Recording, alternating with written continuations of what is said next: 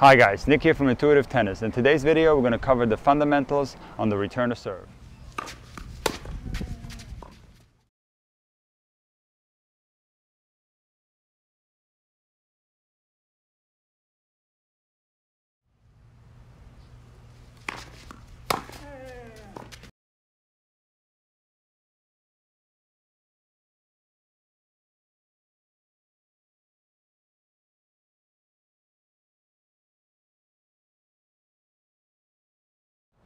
When we're waiting for the return to serve in our return stance, we have to decide in which grip we're going to wait for the return. And some players decide to wait for the return to serve in a forehand grip. Players like Rafael Nadal will have a forehand grip as they wait for the serve. This is fine as long as you're a player who likes to run around the backhand on the return to serve, who uses predominantly forehands in a rally.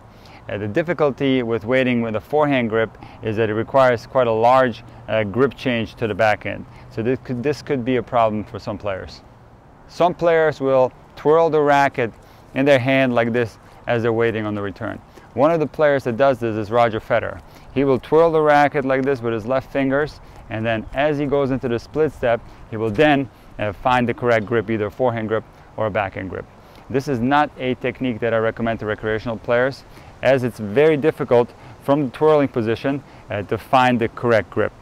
This might help Roger Federer stay relaxed on the return to serve, but especially at the recreational level, it is better to have a set grip when waiting for the return to serve. And the best way to hold the racket on return to serve is the Novak Djokovic grip. And what Novak Djokovic does is he has this right hand and a slight forehand grip. So not a continental grip on bevel number 2, but slightly over towards the forehand side, and not all the way eastern. It is more that corner, the edge between bevel number 2 and bevel number 3. This corner edge is where he puts his right hand. So the right hand is slightly over to the forehand side, and then the left hand will rest in the normal two-handed backhand position.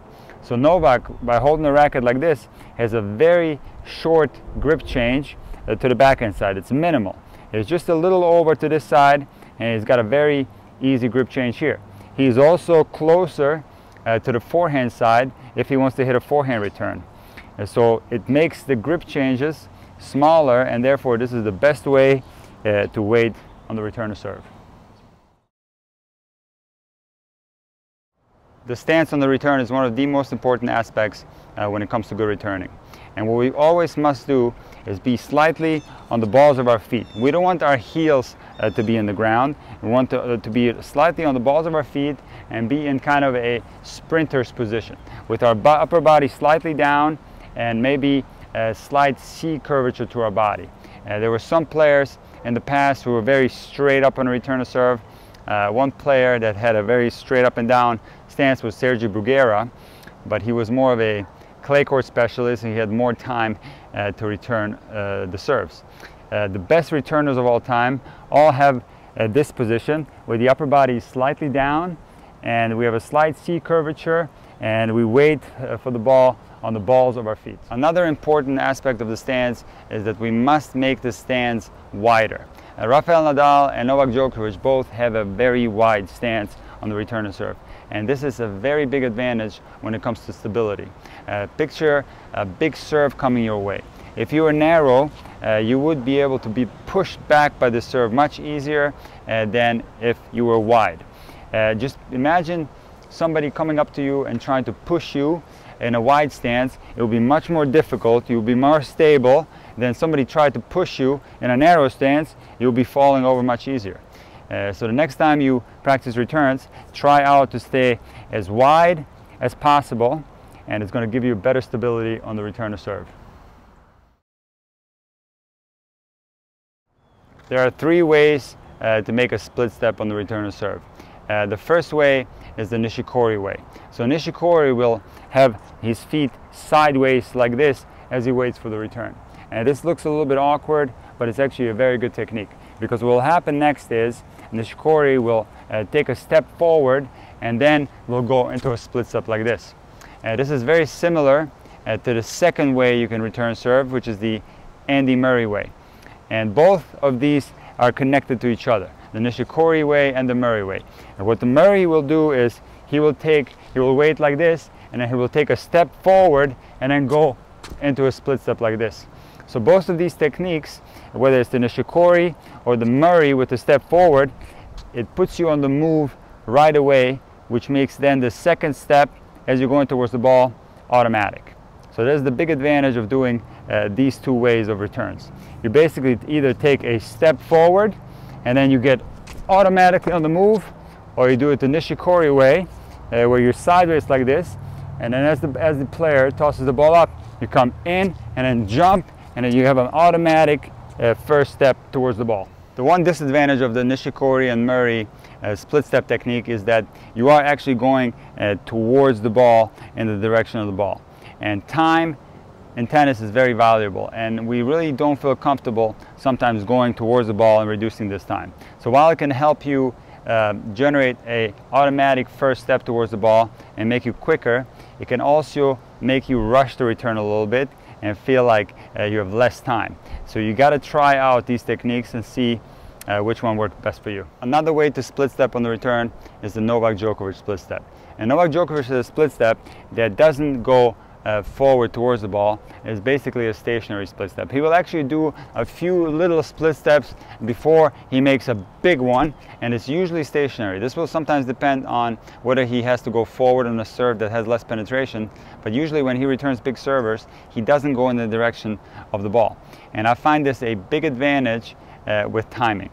So try out the Djokovic split step where you do a couple of small hops and then a big hop at the end, but you don't allow your body to go forward too much unless you get a shorter serve. The timing of the split step is another very important factor on the return to serve.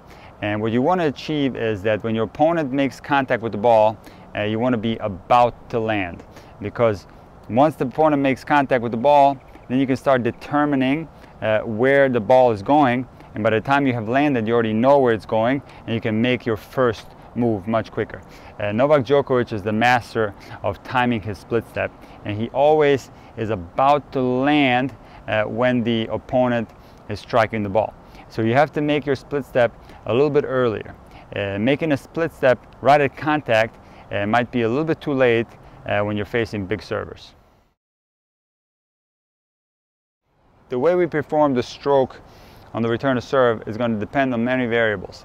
So at the very high level, the serves are coming sometimes at 130, 140 miles an hour. So in these cases, there cannot be too large of a backswing. And many times, the player will just try to block the ball and use the pace of the incoming ball. Also, there's not going to be any looping action on the forehand, for example. There's going to be more of a shallower take back to save time. Also, there might not be a full shoulder turn like we normally have on the forehand. There might be a smaller shoulder turn like this. There also might be less rotation on the forehand at the high level, because there's simply not enough time. So a player might do something like this. He might take it down a little bit lower and then not go all the way back, and not with a full shoulder turn, and then he will hit the ball kind of side on. And you will sometimes see on the return to serve the right shoulder behind the left shoulder, and you will never see this on a regular ground strokes. On a regular ground stroke, the right shoulder on right-handers is always in front of the left shoulder. However, on the return to serve, you will see this compromised position simply because of the speed of the incoming ball. However, many serves will come at a lower pace. This is even at the elite level. And then the player can execute the return to serve more like a more normal ground stroke with a bigger shoulder turn, and then with a fuller take back, and even with more rotation. At the recreational level, you will find that the serves are often slow enough where you actually might be able to take a normal swing on the return, just like a regular ground strokes. So keep in mind that the length of your swing, the amount of your shoulder turn, and also the amount that you can finish the stroke is highly going to depend on what kind of serve you get. Whether the serve is spinnier, in this case you're going to have more time, whether it's flatter and faster, in this case you're going to have less time. So be very alert when it comes to the speed of the serve, and be always willing to adapt towards the pace of the incoming ball. The way we move our body when we execute the return is a crucial part of being a good returner. And this movement has to be dynamic and cannot be static. Let me give you an example. So if you, let's say I get pulled wide, for example, in the forehand return. If I step across like this and make a static return like this, where I'm just standing, I will not be able to hit the ball anywhere near where I need to hit it, which would be in front. I would be in a compromised position.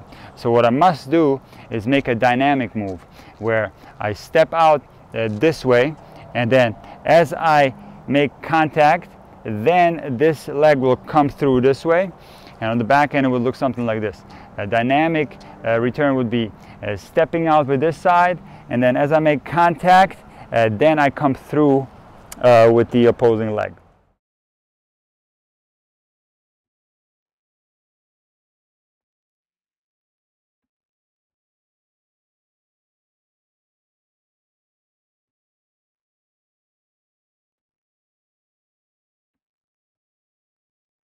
If I get a ball that's shorter with less penetration, and now I must also make a dynamic step forward.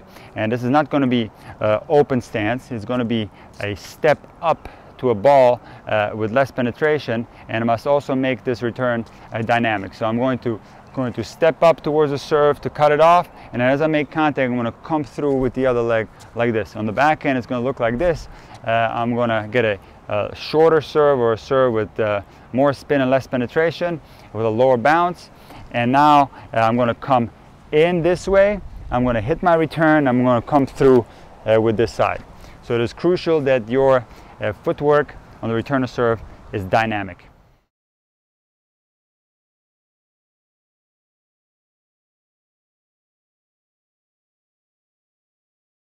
At the elite level, flexibility on the return of serve is a crucial part of being a top returner.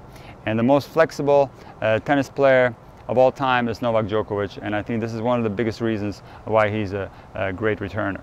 And Novak has this incredible ability to stretch his body incredibly wide when he gets a ball, and he can stretch his body. He's very flexible, and he can create great returns from very compromised positions, and at the same time he will be able to get out of the way to create a forehand or a backhand and have his body bend this way and then perform a return from another compromised position.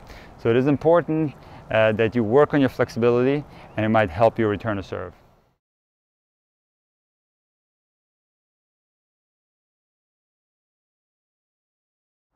Thank you guys for watching this video. Hope you enjoyed it.